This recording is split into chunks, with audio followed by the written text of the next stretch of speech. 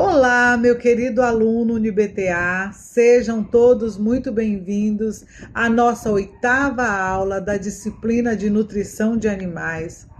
A nossa aula hoje tem por título Análise Bromatológicas. Então, a análise bromatológica, elas são estudos laboratoriais que visam aí determinar a composição química dos alimentos, incluindo seus componentes nutricionais, como carboidratos, proteínas, gorduras e minerais, bem como outras propriedades, como o valor calórico e o teor de água presente nos alimentos. Essas análises, elas são essenciais para garantir a qualidade e a segurança dos alimentos. Além, é claro, de fornecer informações importantes para o planejamento das dietas equilibradas e a produção de rações para os animais, tá? Então, alguns detalhes aí são importantes sobre as análises bromatológicas. O objetivo aí é quantificar a composição química dos alimentos, incluindo aí os nutrientes e outras substâncias relevantes na nutrição. Tá? É importante que se tenha atenção quanto à qualidade e à segurança do alimento. A análise bromatológica, ela permite identificar adulterações, contaminações e falhas aí no processo de produção e distribuição. E aí isso garante a maior segurança alimentar, né? Daquilo que se vai trabalhar, dos alimentos que se vai trabalhar. Outro fator importante aí é quanto à nutrição. A nutrição em si, ela fornece informações sobre o valor nutricional dos alimentos, ajudando no planejamento das dietas equilibradas. Isso não só para os animais, tá, gente? As análises bromatológicas, elas também são trabalhadas em alimentos aí que o homem consome. Então, é importante para que se tenha conhecimento dos níveis de nutrientes, quais são os nutrientes, e de modo que se possa lá na frente fazer ou balancear dietas, tanto para homens, né, para o ser humano, quanto para os animais. Mas a intenção aqui é falar dos animais, né? Produção de ração, né? Permite ajustar aí a formulação de rações para os animais, otimizando o desempenho e a eficiência alimentar. É tudo o que se quer, né? Quando se está fazendo aí a análise bromatológica, a gente não só quer saber qual o nível de nutriente que tem, quais os nutrientes. Não, a gente quer mais do que isso. Além de saber, a gente quer, a partir disso, balancear rações para otimizar o desempenho e a eficiência dos animais, né? A gente também quer ter controle dos processos, né? Monitorar os processos aí de fabricação é de extrema importância, tá? Pois a gente consegue identificar possíveis problemas e garantir a qualidade do produto final, tá? As técnicas, né, das análises bromatológicas, elas utilizam uma variedade de técnicas laboratoriais para determinar a composição química dos alimentos, como a gente consegue perceber aí o teor de umidade presente dos alimentos, né? A gente consegue tirar a água do alimento e obter aí a matéria seca e saber a partir do momento que eu sei quantos por cento de matéria seca no alimento, eu começo ali a balancear a dieta.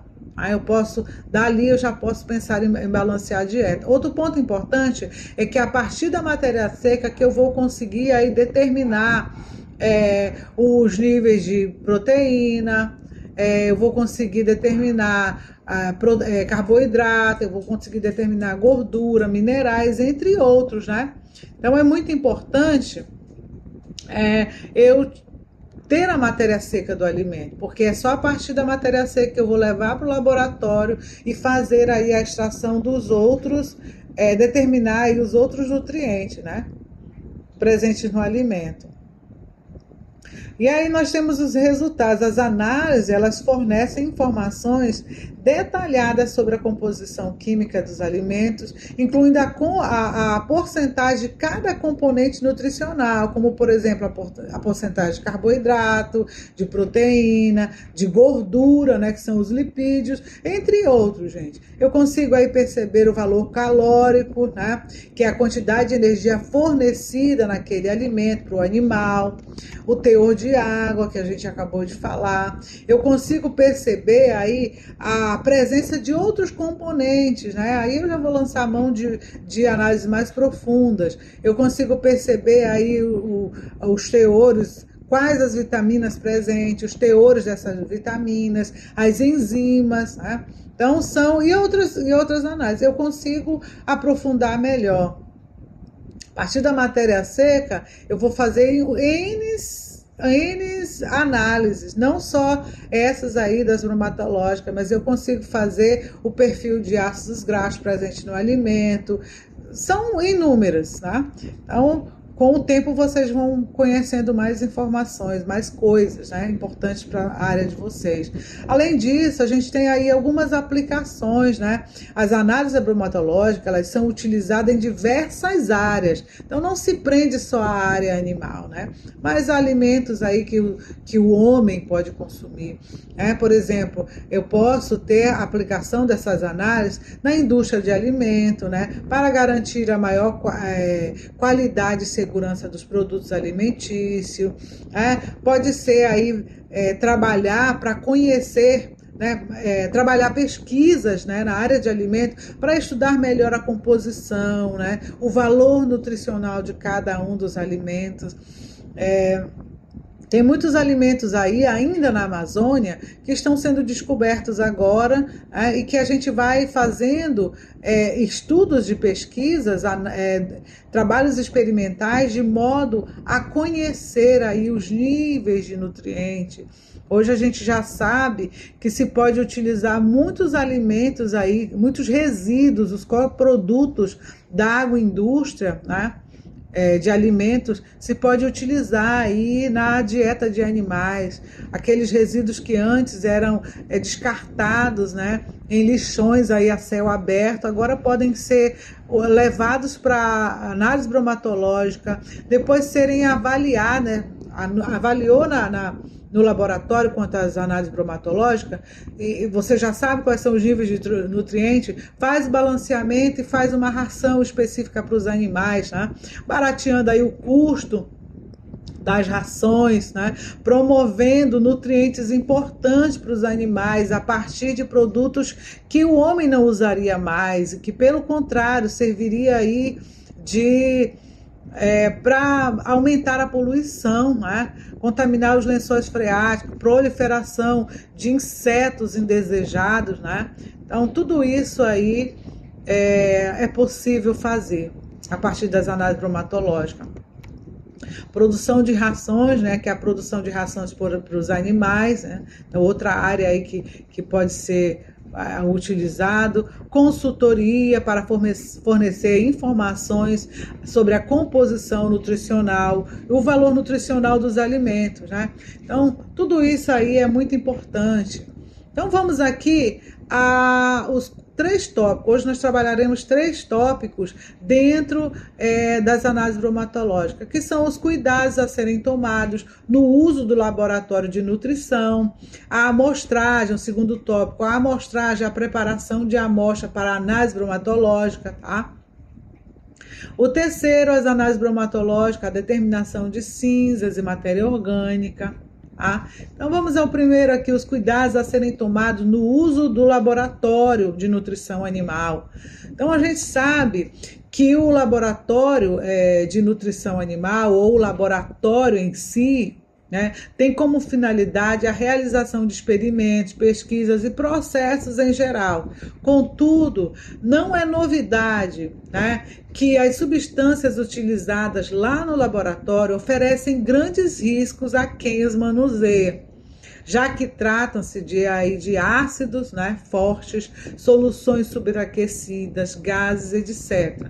Tais substâncias, elas são responsáveis aí por causar intoxicação, queimadura, choques ou até mesmo incêndio, né, dentro do laboratório. Então tem-se que ter uma atenção às normas de segurança no laboratório. Existem alguns agentes de riscos que tratam-se de substâncias que, quando expostas no seu limite de tolerância, podem causar dano à saúde do homem. Eles são classificados de 5 tipos, né? O primeiro risco risco de acidente, né? São aqueles que expõem a integridade física do indivíduo, como o manuseio de máquinas e equipamentos sem proteção. Então, no laboratório, o que a gente mais vai ter são máquinas modernas, né? Que eu preciso conhecê-las antes de utilizá-las, saber onde que liga, onde que desliga, entender que se deixar aberto determinada área do equipamento, pode ser que um ácido sulfúrico espirre e queime a minha pele. Então eu preciso estar atento quanto a tudo, conhecer os equipamentos antes de usá-los, acompanhar o técnico de laboratório no momento de uma realização de análise é extremamente importante, porque você vai observando o passo a passo para aquela análise, você vai conhecendo o equipamento a partir da prática, não somente de leitura de um livro de análise, né? Então é muito importante saber isso. Nós temos ali também riscos biológicos, são aqueles relacionados à exposição do indivíduo a micro-organismos quanto a bactérias, né? Com bactérias, fungos, vírus, parasitas, entre outros, né?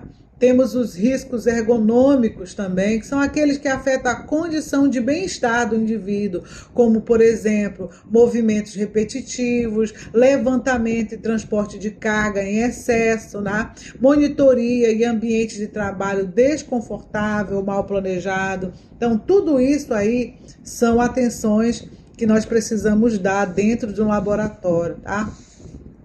Riscos físicos também, eles ocorrem devido a ruídos, pressões, vibrações, radiações ionizantes, tá? Então, raio-x, iodo 125, carbono 14, tá? E outros ionizantes, como luz ultravioleta, luz infravermelha, laser, micro-ondas. Tudo isso eu tenho que ter muita atenção quando estou trabalhando dentro do laboratório. A temperatura extrema de determinados equipamentos ou ambiente, né? Então eu tenho que ter atenção. E aí nós temos também os riscos químicos, tá? Os riscos químicos são aqueles em que as substâncias irritantes, corrosivas, oxidantes ou inflamáveis podem entrar em contato aí com o organismo do indivíduo, né? E fazer com que ele tenha sérios problemas de saúde. Então, vamos dar atenção a esses 5 riscos, né?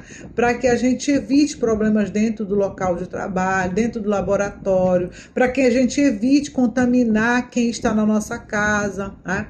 Que às vezes a gente sai do laboratório e vai para casa, né? Tem que sair, tomar banho, trocar de roupa, para evitar que contamine não só a nós mesmos, mas as pessoas que nós amamos. Então, tenhamos cuidado quanto a tudo isso. Outro fator importante, um laboratório seguro, ele deve conter aí um mapa de risco informando de maneira clara os riscos presentes naquele laboratório. Deve ser de fácil visualização e deve ser renovado a todo ano. Trata-se aí de um documento obrigatório, sendo assim, tanto o laboratório quanto empresas devem tê-lo. Tá? Outro ponto importante que vale ressaltar aqui é que o manuseio incorreto dos produtos químicos não é o único responsável por causar acidentes em laboratórios, mas muitos deles podem ser considerados pelo descumprimento das normas de segurança, pela pressa, tá? Para se obter resultados como os experimentos, tá? Pelo manuseio incorreto de materiais frágeis, como vidrarias, instalações inadequadas, ou pelo uso incorreto de equipamentos de proteção individual e aí dos equipamentos de proteção coletivos. Então, são itens importantes que devem ser dados atenção. Os EPIs, né, os equipamentos individuais de proteção, já são mais conhecidos pela maioria das pessoas, quase todo mundo já conhece. Por definição, é todo dispositivo ou acessório de uso individual destinado à proteção de trabalho contra risco à segurança e saúde do indivíduo, né? E aí nós temos também os equipamentos de proteção coletiva, que são dispositivos instalados e utilizados no ambiente de trabalho para a proteção coletiva. Também tem como objetivo proteger os trabalhadores que só que em relação aos riscos coletivos existentes nos processos, tá? Então a gente tem que ter muita atenção aí que tem o objetivo aí de proteger os trabalhadores, principalmente aqueles ali que estão relacionados a todos os riscos coletivos existentes no processo aí para desenvolver determinados trabalhos, tá? Os EPIs mais comuns conhecidos aí nos laboratórios de nutrição são o jaleco, né? Eu preciso ter um jaleco, né, com mangas compridas, um jaleco comprido que cubra o máximo possível do seu corpo. Claro que por debaixo eu tô com uma roupa, eu diria uma roupa grossa, né, para evitar aí que caia um reagente, penetre no jaleco e passe logo para a roupa. Eu preciso aí ter luvas, né, para eu não tocar em reagentes químicos como o ácido, por exemplo, sem luva, né. Eu preciso ter aí o óculos, né, de proteção e uma série de outras coisas que são importantes, tá? Vamos aqui passar para o segundo tópico, para que dê tempo da gente concluir essa aula hoje, tá? A amostra, o segundo tópico é a amostragem e preparação das amostras para as análises bromatológicas, tá? Então, eu não pego a amostra de qualquer maneira, eu preciso saber de onde essa amostra está vindo, a data, né? Tudo eu preciso saber a respeito da amostra de alimentos, tá? Para avaliação quanto aos aspectos do alimento, né? Preciso conhecer a cor, o cheiro, a granulometria, o empoletamento desse alimento, tá? A avaliação quanto à presença de contaminantes, insetos, bolores, materiais estranhos, tudo isso eu tenho que avaliar esse alimento. Eu não posso levar para fazer uma análise de proteína, um alimento que está cheio ali de larvas, por exemplo. Esse alimento, ele já está contaminado por larvas. Digamos que eu faça uma de vista grossa, né? Dê uma vista grossa para aquele alimento, eu preciso muito avaliá-lo e eu levo para o laboratório um alimento que ele tem e preciso fazer uma análise de proteína nele. E, no geral, a análise de proteína naquele alimento ela não é tão alta. Mas como tinha uma quantidade considerável de larva, quando eu fizer a matéria seca, né, eu vou extrair toda a água daquele alimento, depois eu vou extrair a matéria seca daquele alimento e levar ali para fazer as outras análises bromatológicas, né? E a que a gente quer citar aqui é a análise de proteína. Quando eu chegar a fazer a análise de proteína, o que vai acontecer? O nível de proteína vai estar muito superior ao que normalmente acontece nas outras análises para aquele mesmo alimento. Por quê? Porque eu tinha ali a incidência de insetos, né? E que tem proteína, né? Em quantidade consideravelmente boa. Então, vai dar uma diferença muito grande, né?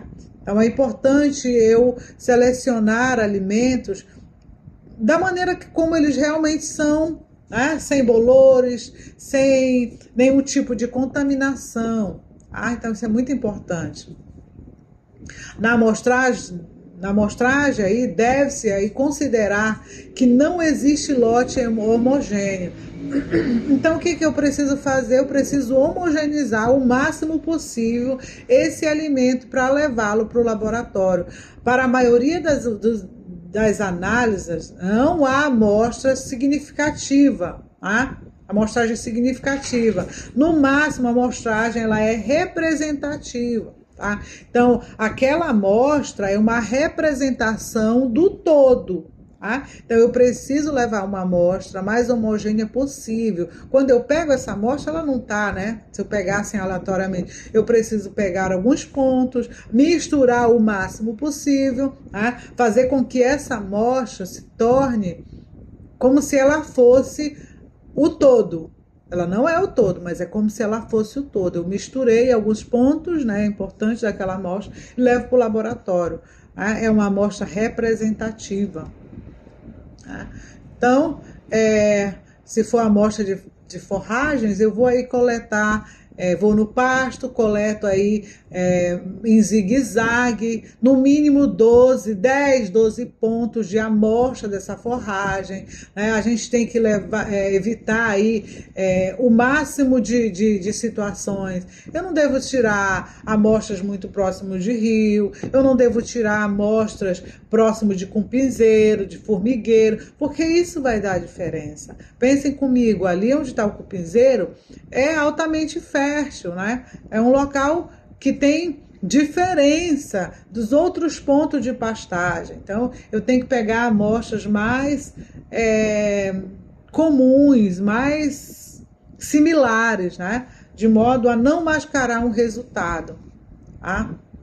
O que mais que a gente pode falar aqui? Sobre o feno, no momento de coletar o feno, amostras de feno devem ser coletadas no centro do feno. Devem ser equivalentes a 5% em relação ao total do feno. Tá?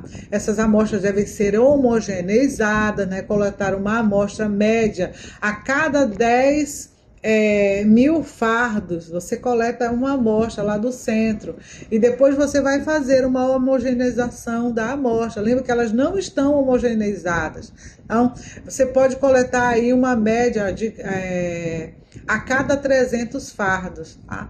Então, você vai coletando e faz a média. Né? Existem os equipamentos para fazer essa coleta, né? Então, isso aí é muito bom fazer de maneira prática. Tá? Se é do silo, eu escolho alguns pontos aí, né, 5 pontos distintos na silagem e coleto amostras para levar para o laboratório. Essas amostras, quando eu coleto, eu tiro dos pontos e homogêneo o máximo possível, porque eu preciso ter uma amostra representativa daquela grande parte que é o silo, o todo, né, da silagem. E aí, se eu tenho silo tipo trincheira, né, eu vou aí coletar aí pontos maiores, né? Eu vou tirar mais amostras e depois eu faço uma homogeneização de modo a fazer uma maneira mais homogênea possível, né? Existem outros exemplos aqui. Vamos aqui quanto às análises bromatológicas, né? A determinação de cinzas e matéria orgânica. O que é bromatologia, então? Bromatos, alimentos, né? Dos alimentos. Logos, estudo. Então, bromatologia significa estudo dos alimentos, tá? Aspectos analisados pela bromatologia, né? Aspecto químico, o valor nutritivo do alimento, a composição química dos alimentos, a adequação do consumo, né? Eu posso trabalhar aí o consumo desses alimentos lá em experimentos, né? Também, para que eu possa conhecer mais o alimento, quão nutritivo ele realmente é, métodos que permitem a determinação da composição centesimal, umidade, cinzas, proteínas, entre outras análises eu posso ter aí. Olha, é importante entender, aqui está o alimento, né? Eu tenho aqui um alimento. Esse alimento, ele é rico em matéria seca e água. Eu vou extrair, antes de qualquer coisa, toda a água desse alimento. A partir da matéria seca contida do alimento, eu vou conseguir fazer aí a matéria mineral, né, que são os minerais, a matéria orgânica, tá? Eu vou extrair da matéria seca, matéria mineral e matéria orgânica. Da matéria orgânica, eu vou verificar a análise dos carboidratos totais, proteína bruta, tá? Extrato etéreo. Dos carboidratos totais, eu vou extrair aí outros carboidratos, né? Entre eles eu tenho os açúcares, o amido, a pectina, né, as pectinas, e aí eu vou também extrair aí os carboidratos, né, contidos na FDN, né, que é a fibra em detergente neutro. Eu vou conseguir perceber aí a hemicelulose a partir disso, a celulose, a lignina que está presente ali no FDA. Tá?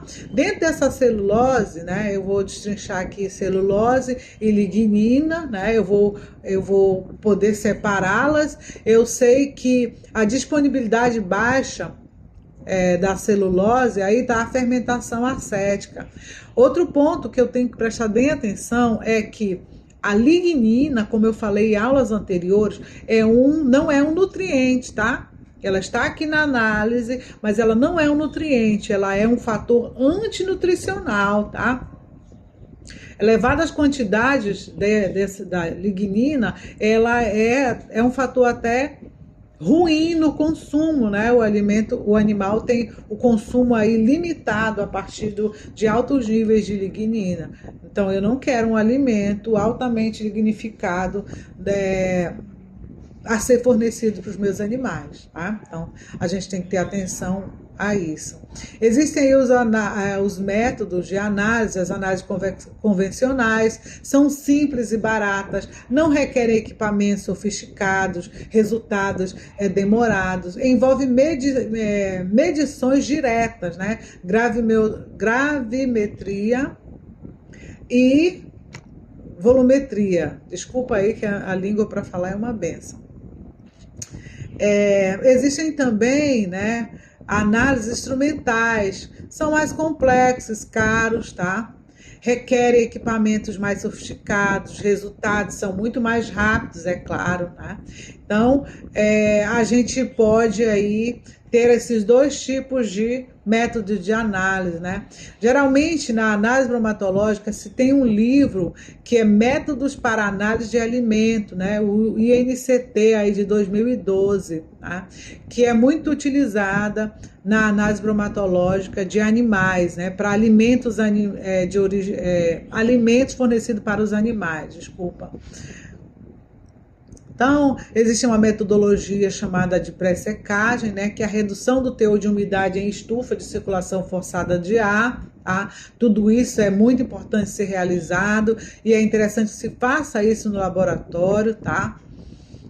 Dentro do laboratório você vai ter uma balança de precisão, né, uma balança que todas as coisas que você colocar ali, coisas bem pequenininhas, essa balança consegue mensurar o valor. E é interessante que essa balança não seja movimentada em hipótese alguma, porque isso pode fazer com que a precisão da balança não fique correta, né? Outro fator importante é que se a balança esteja numa sala fechada, não tenha muita circulação de pessoas, porque até a movimentação ou mexer na bancada, ter algum objeto ali, digamos que se tem um liquidificador próximo da balança, quando ligar o liquidificador e alguém estiver trabalhando nessa balança, essa balança ela consegue, de certo modo, na verdade, vai haver interferência desse liquidificador, de qualquer outro objeto, ou vento entrando ali na balança, né? Então, aí a gente usa também, precisa-se de sacos de papel para colocar a amostra de forragem, né? Para depois colocar lá dentro da estufa de circulação forçada. Então, antes de ir para o laboratório pesar o alimento na balança, ele vai para coleta no campo, depois pesa-se esse material, coloca-se num saco de papel e coloca-se aí na estufa. Pode ser saco de papel ou bandeja, né? Aquelas bandejas que se usa muitas das vezes aí, é tipo alumínio, mas não é alumínio. Fugiu a palavra aqui, o tempo já está passando, tá? E aí depois você vai para outras análises, né? Depois que secou, né, esse material, você vai levar aí para redução do tamanho de partículas. Você vai para o moinho, né? E aí lá tem algumas peneiras, né? Geralmente no nossos trabalhos de análise a gente usa a peneira de 1 milímetro lá, né? E aí a gente vai moer o material e vai passar por essa peneira. E esse material moído é que vai para o laboratório fazer aí a análise de matéria seca, tá? Utiliza-se novamente a balança de precisão. É preciso que eu tenha um dissecador, cadinhos, né? Estufa sem ventilação secada, sem circulação forçada de ar, tá? Então, eu preciso de ter tudo isso, tá? Alguns detalhes sobre a análise bromatológica mais profunda, isso aí vocês vão vendo na prática. Quantos graus essa estufa está, né? 105, aí por 16 horas ou 2 horas. Tudo isso vai ser falado lá no laboratório, tá? Na prática. Então, você vai conseguir fazer o cálculo aí de matéria seca do alimento, tá? E aí depois você vai colocar todos eles aí em planilhas no computador, de modo que você possa depois calcular, né? Fazer o cálculo da amostra, obter a porcentagem de quanto que tem de cada nutriente, né? É muito importante ter isso, tá? E aí você vai para as cinzas, né? Você precisa conhecer tem-se aí a metodologia, né? Dos minerais ou cinza, tá?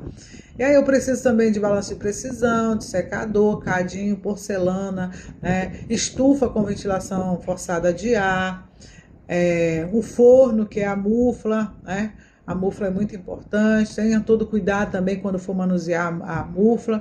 Então você ligou a mufla e já pensa em colocar os cadinhos ali dentro. Depois que passou aquele tempo, a mufla chegou a 600 graus Celsius, então eu já posso contar a partir dali o tempo de 3 horas, né? Depois que você passou aquele tempo, você desliga a mufla e você não abre a mufla. Você pode sofrer graves acidentes se você abrir a mufla. Deixa ali, né? Dependendo do horário que você desligou, digamos que foi no final do expediente. Então, no outro dia você abre a mufla, você tira o cadinho, coloca no dissecador, pesa, né, na balança de precisão. Lembrando que você tem já o peso de cada cadinho para você saber o peso da amostra antes de ir para a mufla, né? Então, por diferença, você vai ter aí o valor da matéria mineral, tá? E eu acredito que hoje é só. E você vai conseguir também, por cálculo, fazer aí, perceber a concentração de matéria orgânica presente naquele alimento, tá bem? Então, tem a análise de extrato etéreo, outra análise muito importante, né, que é feita no laboratório. Essa análise, gente, ela é feita com o extrato etéreo, tá? Com o reagente, tá? O éter. Então, tem que ter muito cuidado com isso também. O éter, ele pode causar dor de cabeça, né? Para quem nunca teve contato, geralmente, se ficar por muito tempo trabalhando com éter, no final do dia está com dor de cabeça, né? Porque é um produto muito forte, volátil, né? Então, utilizou-se o éter, colocou ali no copo de extração de gordura, já colocou lá no extrator, né? Evitar ficar muito tempo ali próximo, fazer tudo jogo rápido para evitar causar problemas quanto à saúde, né? Então, o método é bem simples, né? Prático, rápido, mas precisa de muita atenção, tá? Para que evite aí qualquer tipo de problema de saúde. Outro ponto é a proteína bruta, né? Isso tudo vocês poderão fazer no laboratório, tá? Aí a proteína bruta, ela passa pelo processo de digestão, destilação e titulação, tá? Dentro do laboratório, vocês terão todo o aparato, né? Que é a balança de precisão, o dissecador, a bureta, o Erlenmeyer, o bloco digestor, a capela, né? Muitas coisas vocês vão ter que fazer dentro da capela, por exemplo, utilizar reagente como ácido sulfúrico, clorídrico e outros, você vai fazer tudo dentro da capela, né? O hidróxido de sódio, enfim, tudo isso dentro da capela, tá?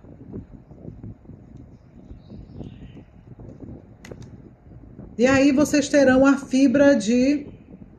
a metodologia de FDN e FDA, fibra em detergente neutro, fibra em detergente ácido, né?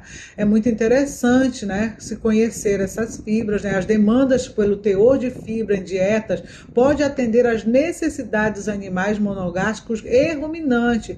Isso é fundamental, tá, gente? No caso dos animais monogástricos, por proporção, uma proporção adequada de fibra aumenta a utilização de rações, ao passo que no caso de ruminante a fibra é um importante componente uma importante parte na nutrição, pois promove é importante no metabolismo do animal, tá? Então tudo isso é extremamente importante conhecer. Então eu vou precisar de balança de precisão, de secador, estufa, né, com e sem circulação forçada de ar. Eu vou precisar de um tecido não TNT, né? Não tecido, né, que é o TNT, né? A seladora, né? O aparelho analisador de fibra e etc. Gente, a nossa aula hoje ela termina aqui, né? Muito mais coisas poderiam ser faladas, mas o tempo é pouco e a gente precisou correr aqui. Mas se vocês tiverem dúvida, podem entrar em contato no AVA. Eu estou à disposição de vocês, tá? Para tirar as dúvidas, para auxiliá-los, para ajudá-los naquilo que for necessário, tá? Muito obrigada e até a próxima aula. Estudem. Tchau, tchau.